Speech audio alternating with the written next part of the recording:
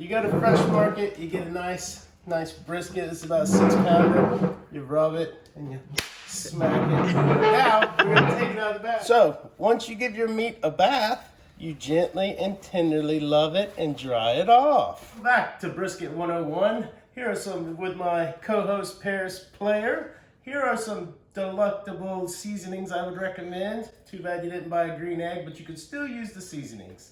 Paris is going to show us how to properly season our meat. So, Paris is going to use what? What's it called? Mustard. Some mustard. So we're going to apply a little bit of mustard to the meat. Go ahead. A little more, all right, that should be good. Now remember, the mustard you will not taste, but now you slowly rub your meat with the mustard. Yeah, rub it good. Get all in the cracks and crevices. Rub it. Rub that mustard. It's fully tender and it's gonna be so yummy. My dad's making it homemade with the green egg. You will see it. And yes, we all love mustard. Rub that mustard. Now this is the fat cap. Remember, we are always gonna cook the meat fat cap up. And flip it over and use gloves. By black gloves. Black is a must, or else you look like a puss. Yeah, but We're gonna go with the savory pecan. yes. Shake it up really You good. always have to shake it and make sure to get the brisket with mustard on the flip it over and wash hands with those gloves. Just unscrew the cap, Paris, Chef Paris, and sprinkle that all over. Yep, keep going, just like that. More. There you go. More is good. Put this on both sides, flip it over, and let's Sprinkle it on there. Keep going. Keep going. Be generous. Don't be shy. Okay, that's good. Now, you want to pat that in. Yep. You want to make sure you get the sides. We are going to wrap it in tin foil, and we're going to place it in the refrigerator for anywhere from 12 to 24 hours. Get the long tin foil. Don't skimp out and get the short tin foil. Yeah, It's make small sure one. the tin. You want to do that Reynolds heavy duty? What is that? 75. It's a 75? No, that's the square foot. Yeah, whatever. Something like that. You got that. We got it from Publix, but you can get it in any local grocery store. Yes, and make sure it's about This long. that long. And it might be some noise, and make sure this will be yummy. And we recommend getting a disposable pan, so that way when the mess is over, like this, then you can just throw it away. You don't have to worry. Now get the sides really good, Paris. Let's make sure no air gets in there. Get it all nice and neat. And now, we're gonna let this baby rest. We'll see you back here in about 12 up to 24 hours. All right. Yeah, it's pretty much kid size for Kid 7. size. It's Chef Paris size. And welcome back, guys, to part 2 of how to cook a brisket on a big green egg. Here, along with my friend Chef Paris and Chef Brandon, we're going to go over all the essentials that you'll need now that we've got the grill good and hot to 225. We've got it smoky and ready to go. And you should do this with your kids because it's fun and it's relaxing. So it is, like I said, it is 7 a.m. in the morning. We just got up out of bed. Here's all your grilling essentials. You have your, sponsored by Michelob Ultra, and you have your mitts so you don't burn your hands because it's so early in the morning. You got your lighter and you got your backup thermostat.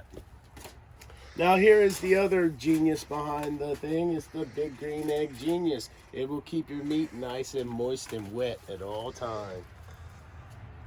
We're going to be using the Big Green Egg charcoal and the Big Green Egg wood chunks. My puppy loves brisket.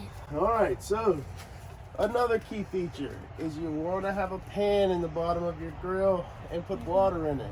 Chef Paris, I need you to come over here and help me put the water in. Slowly put the water in. And you want to fill the pan up just as much as you possibly can. This will evaporate. we all know what this is. It is the lovely brisket. I'm going to be unwrapping it, and it's going to be... So, Paris, how long have you been marinating that brisket for? like all night. Yeah. Yeah, well, we actually went a little longer so you could be a part of this video. So the brisket's been marinating for 36 hours. Oh, look at that meat. Very good. It's fully tender with all the spices. Brisket on, always fat cap up. All right. Fat cap. So now, Brisket is always made out of an animal. Right. So my dad's going to tell us what animal is it made out of. This comes from the front chest of a cow.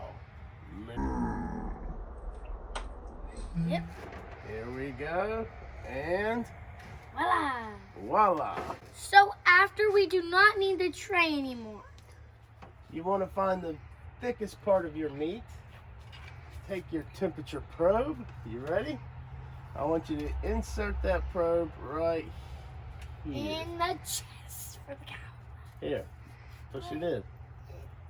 Push it in. There you go. It is ready. The temperature's set. We're going to close this bad boy up, and we're not going to open it again. So now that you've got your brisket into the grill, there's only one thing left to do. Cheers, chef. And my friend LJ has a red egg. Green eggs and red eggs are the best. There you go. Oh, this thing's gonna sit on for, I don't know, 13, 14 hours. Give it a good smack and let it rest. So the more important part is, once it's done, you wanna stick it in a cooler, wrap it in a towel, let it sleep for at least an hour. Hey guys, I just wanted to give you a quick little recap. The Egg Genius right here it goes to an app on my phone. And so with that temperature probe, it's going to tell me the temperature of the meat, which is here, and it's going to tell me the temperature of my pit, which is here. And this is how you never have to open your grill. You get that nice, sweet, tender, juicy flavor. It's been about 9 hours, and we've hit a bit of a stall on our meat. So, whenever the meat stalls, the best thing I can recommend is to wrap it in tinfoil to let it overcome that stall and get to your desired temperature. This temperature, we're looking at 205, 210. Right now it's reading about 160. All right, next thing we're gonna do. And it's okay if it's super long because you're gonna wrap it in the brisket. There you go, that's right, chef. So what we'll do, we're gonna burp the egg so it's nothing catches on fire. Look at that smoke. Oh, and by the way, this is what you need to get you through. Man, look at that brisket. So this is what it looks like. It's not done yet. We're gonna pick it up. It's gonna be hot. We're gonna pull it like that. Now, hold on. Like a cake. Wrap the sides first. Wrap them. Wrap them, wrap them, wrap. And please, everybody, take a look at the pan. This is why you should always have a pan on your deflector, or whatever you call that thing, the indirect heat machine. Now, we're going to place it back on. We are going to take our thermometer. And place it back in that. And we're going to stick her back in for a... half an hour. Well, we're going to stick it in there until it reaches our desired temperature, which is 205 to 210. And good evening, guys. This is part 3 of how to cook a brisket. So now, if you'll notice the phone, we are at 209 degrees, which is a little over. Normally what I do is 205, but it's ready to come off. Take it. Maybe need some gloves. Let's try it again with gloves. And lift. Put that there. Place it in the cooler. And there she goes. Tell us what we got here. A brisket. Alright, so guys, the brisket's been resting. We actually let it rest all night because we're too tired to deal with it. Here is what you get. This is the brisket. Good job with that brisket, Paris. And let's just cut into that bad boy. And there you have it. A lovely brisket.